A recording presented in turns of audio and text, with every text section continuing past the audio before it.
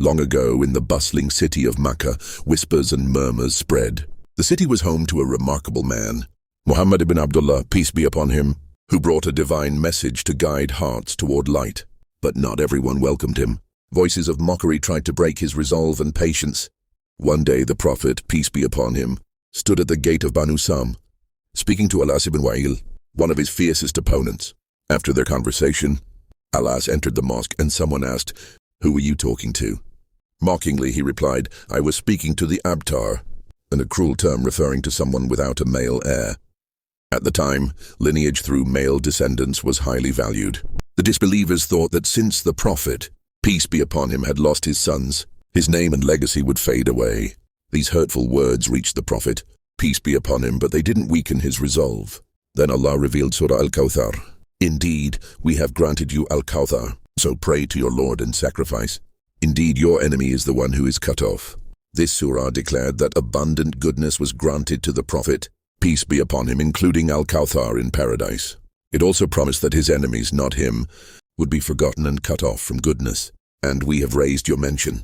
This divine promise became reality, although the Prophet, peace be upon him, did not have surviving sons to carry his name. Allah elevated his remembrance above all. His name is mentioned in every call to prayer, every prayer itself, and countless gatherings of Muslims. Billions remember him daily with love and reverence. Meanwhile, those who mocked him, despite having sons, are forgotten by history, remembered only as examples of arrogance and hostility. Truly, as Allah said, "Indeed, your enemy is the one who is cut off." In our lives, we may face hurtful words or ridicule for doing what is right. This surah teaches us to remain patient, trust in Allah and focus on our purpose, knowing that Allah sees all and rewards every sincere effort.